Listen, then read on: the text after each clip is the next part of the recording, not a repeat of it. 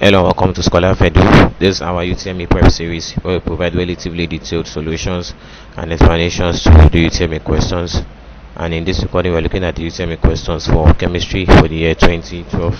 This is the first part of the recording. We are going to be looking at the first 20 questions for this year.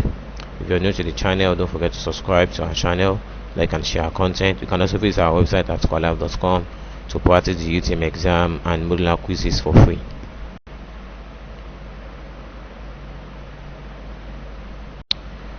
First question here. The periodic classification of the elements is an arrangement of the elements in order of their. So in the periodic table, elements are arranged in increasing order of atomic number.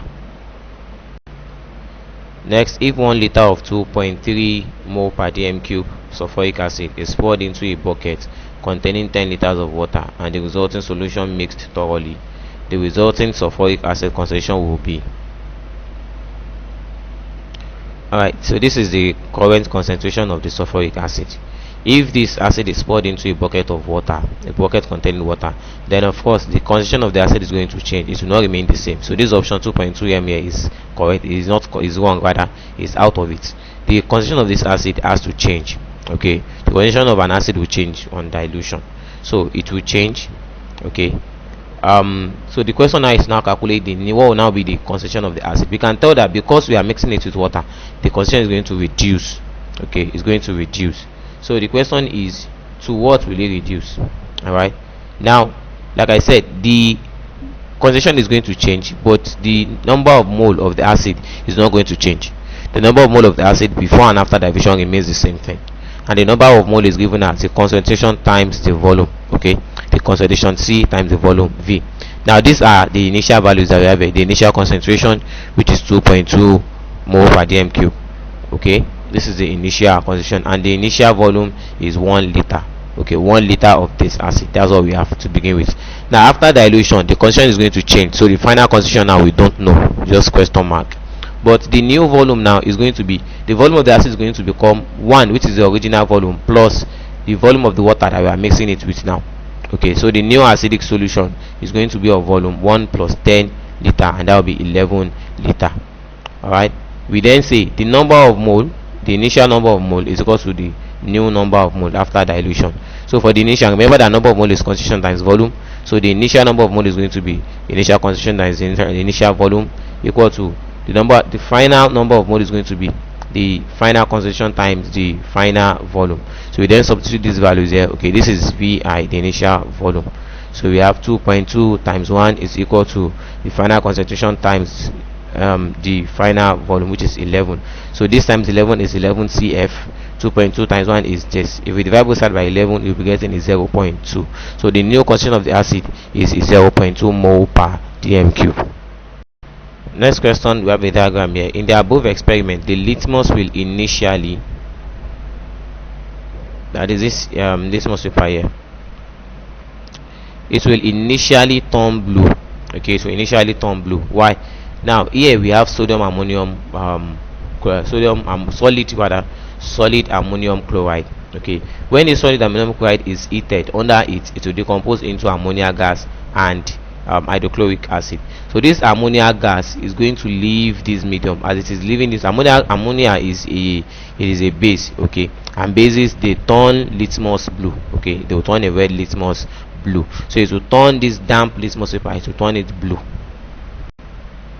The correct electrochemical series can be obtained from this, what we have here, by interchanging. So the reactivity in the reactivity series of metals, we have potassium, sodium, calcium, magnesium, aluminium. It is magnesium before aluminium. So magnesium, aluminium, zinc, iron, tin, lead, hydrogen, copper, mercury, silver, and gold. So this is where the problem is. Okay, it should be magnesium first before aluminium. The magnesium is more electropositive than aluminium. The basic postulate of the kinetic theory of gases is that molecules of a gas move in straight lines between collision. This implies that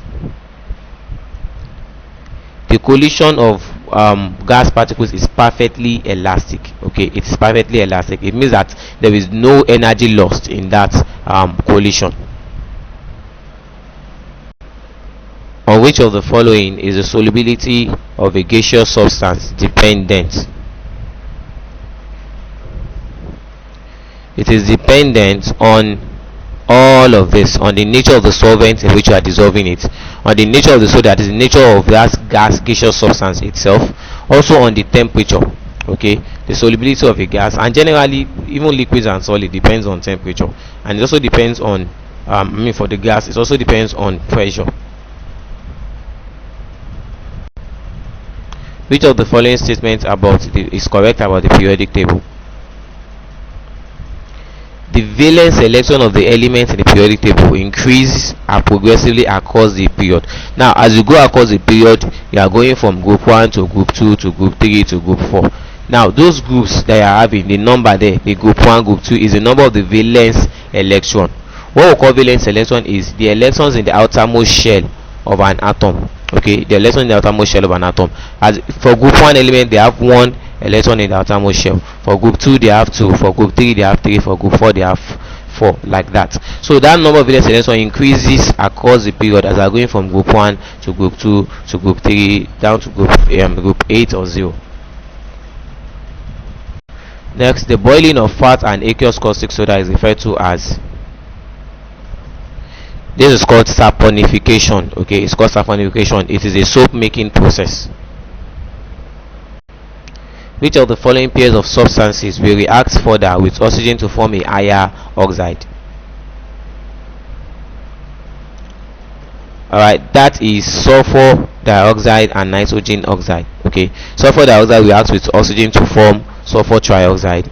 Okay, sulfur oxide, and nitrous oxide reacts with oxygen to form nitric oxide. Alright, or dinitrogen. Nitrogen 4 oxide. We have a website at scholar.com where you could practice exams for free, the UTME exam and the post-UTME exam. It also features modular quizzes in physics, chemistry and biology.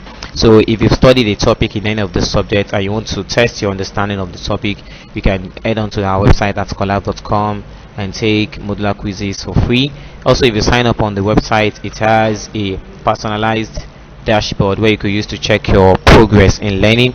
We also have interactive sessions on the website and on our social media platform. Freebies are also available to top performance on the website. Next, in the preparation of oxygen by heating potassium thiazochlorate in the presence of manganese oxide, only moderate heat is needed because the catalyst acts by. The catalyst here is this manganese oxide, and what catalysts generally do in a chemical reaction is that they lower the activation energy, or what is called the energy barrier of the reaction. Okay, so it will allow that reaction to take place below the normal conditions that it will require. Okay, next, metallic acid mixes with water in all proportions and has about the same boiling point as water. Okay, which of the following methods would you adopt to obtain pure water from a mixture of sand, water and metallic acid? Alright, so first we will neutralize this metallic acid, okay, with a base. Alright, generally acids will react with a base to form salt and water. So we will neutralize this metallic acid here with a base. Okay, we will react with the base to form salt, okay, and water. Alright, then that salt, which is insoluble, can be filtered off from that mixture, so we'll be left with water. Now we could have said, okay, filtration to remove the sand, and then since this is a mixture of liquid, we then use distillation. However, because the metallic acid and the water has about the same boiling point, they have close boiling point, then distillation would not be a suitable method to use to separate them. We use distillation where we have a significant difference in boiling points, and since they are of about the same boiling points, okay, then distillation would not be a suitable measure. So what we are going to do is we would neutralize this first, then filter off the sand, and we'll be left with water. A quantity of electricity liberates 3.6 grams of silver from its salt. What mass of aluminium will be liberated from its salt by the same quantity of electricity?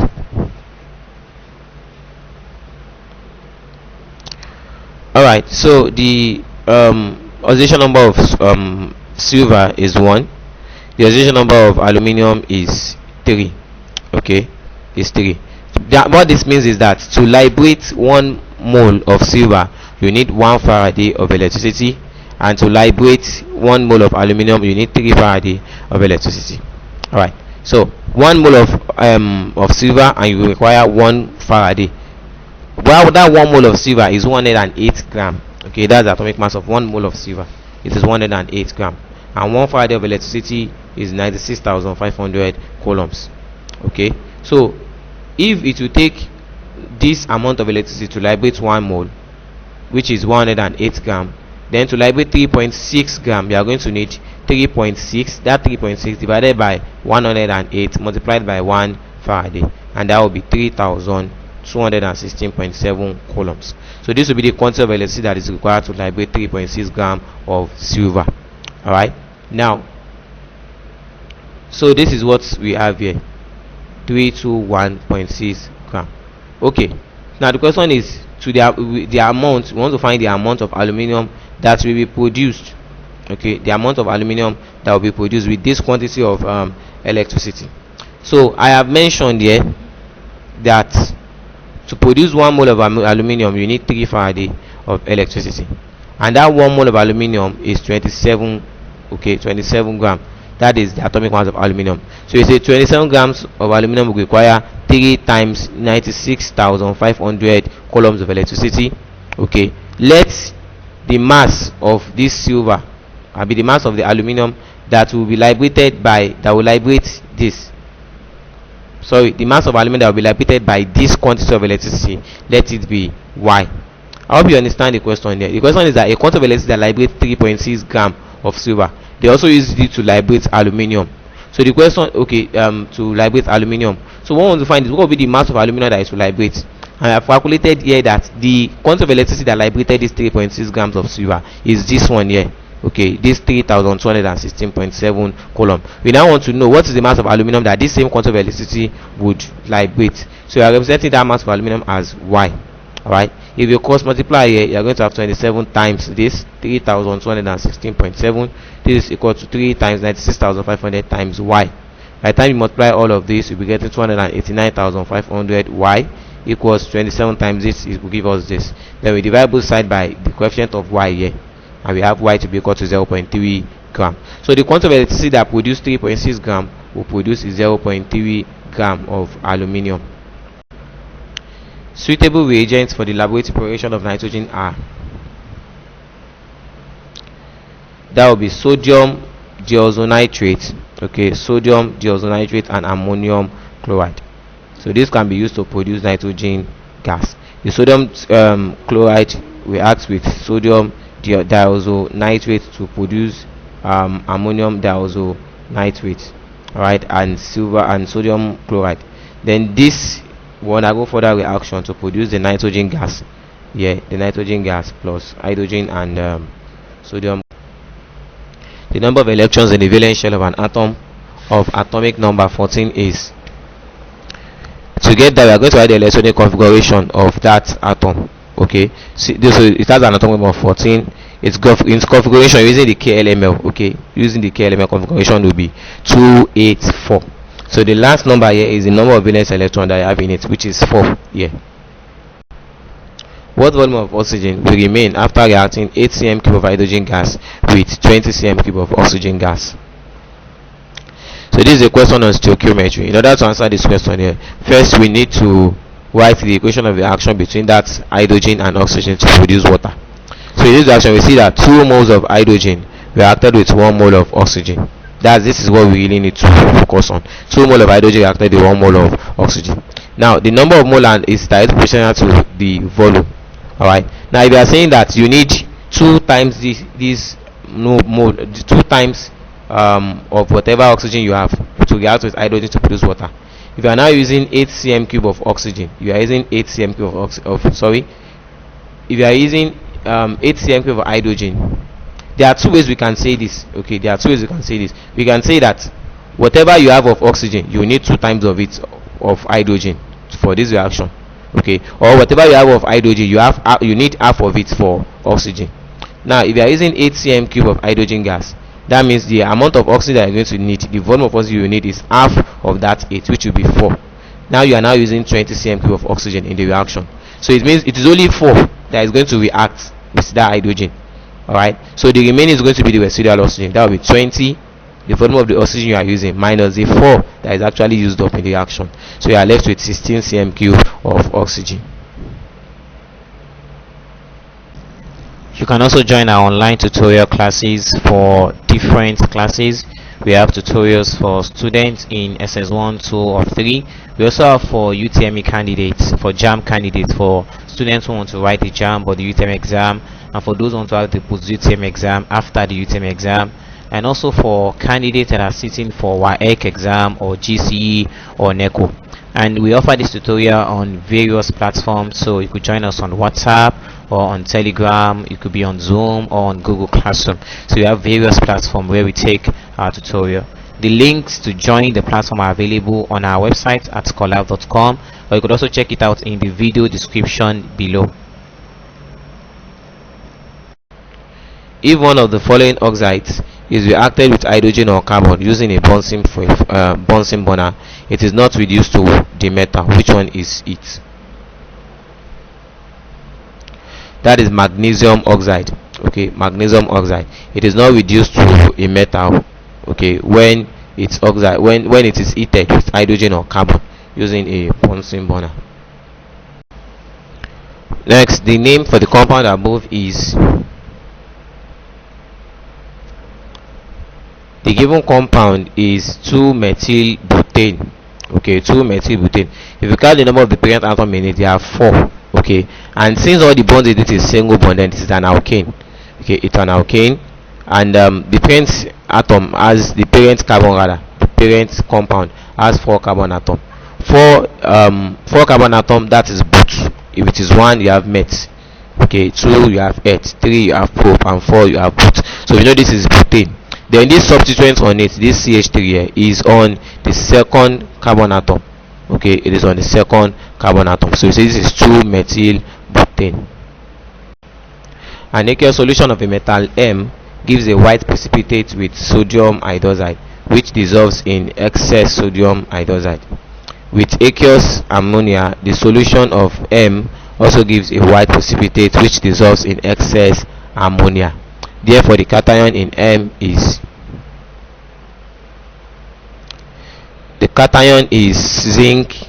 Okay, is zinc ion. That's what you have in it. So zinc ion will give white precipitate with sodium hydroxide and with aqueous ammonia. Okay, and that precipitate is going to dissolve in excess of either of the two. What is the concentration of a solution containing 2 grams of sodium hydroxide at 100 cm³ of solution? Alright, so we need to calculate the number of mole. Okay, the number of mole of the of this solution here. So the number of mole is the given mass of the solution over the molar mass of the solution. The given mass of the sodium hydroxide here is 2 grams. We need to calculate its molar mass. Its molar mass is going to be the sum of the atomic masses of the elements in it. So we have sodium 23 plus oxygen 16 plus hydrogen 1, and this is 40 grams. So the number of moles in 2 grams of sodium hydroxide is going to be 2 divided by 40, and that is 0.05. Alright, we then use here the number of concentration is equal to, the number of mole is equal to the concentration times volume. To get the concentration here, I'm going to divide both sides by volume. To make concentration the subject of the formula here, I will divide both sides by volume. So I'm going to have concentration to be equal to number of mole over volume. And we've calculated the number of mole here to be 0.05. So the next thing we need to do is to use this formula here. Now the volume we are given in the question is in cm³. But if you look at all our options here, they are in dm³. So what do? We convert from cm³ to dm³, and that is done by dividing this by 1000. So 100 divided by 1000, that is 0.1 dm³. You can now use this formula that concentration is equal to number of mole over volume. The number of mole is 0.05 divided by the volume, which is 0.1 dm³. So you have 0.5 mole per dm³. It's the same thing. This mole per dm³ is the same thing as capital M here. How many atoms are present in 6.0 gram of magnesium? Alright, 1 mole of magnesium contains the Avogadro number of particle. That's 6.02 times 10 to the power 23. Okay, now this 1 mole of magnesium is 24 gram. As you can see, the atomic mass of magnesium is 24 gram. So 1 mole of this magnesium is 24 gram. It means that 24 gram of magnesium contains this amount of particles or atoms. So the question is 6.0 gram of magnesium, how many atom is it going to contain? So we represented that as x. We then set up a ratio between these sides of this equation here. We say 24 over 6 is equal to the Avogadro number here divided by x. So when you cross multiply, you are going to have 24 times x, that is 24x, is equal to 6.0 times this 6.02 times 2 times 10 raised to power 23. To get the value of x, we then divide both sides by 24, this 24 here. So we are going to have x to be equal to 6.0 times 6.02 times 10 raised to power 23. Now if you do 6.0 times 6.02 divided by 24, you are going to get 1.505. So this times 10 raised to power 23. Okay, and this is approximately 1.51. If you approximate, if you round off this 5 here, this will be 1.51 times 10 raised to power 23. Okay, don't forget to check out our playlist. We have different playlists. We have for full solutions to UTME or JAMB questions and in physics, chemistry, and biology. We also have for modular quizzes as well. Okay, we'll also have a playlist for post UTME or post JAMB exam, and also for crash courses in physics, chemistry, and biology. So don't forget to check out our playlist for the available videos. So that's it for this recording. Thank you very much for watching. Please don't forget to subscribe to our YouTube channel at Scholar Edu. Okay, like and share our content, and visit our website at scholar.com to practice UTM exam and modular quizzes for free. Thank you.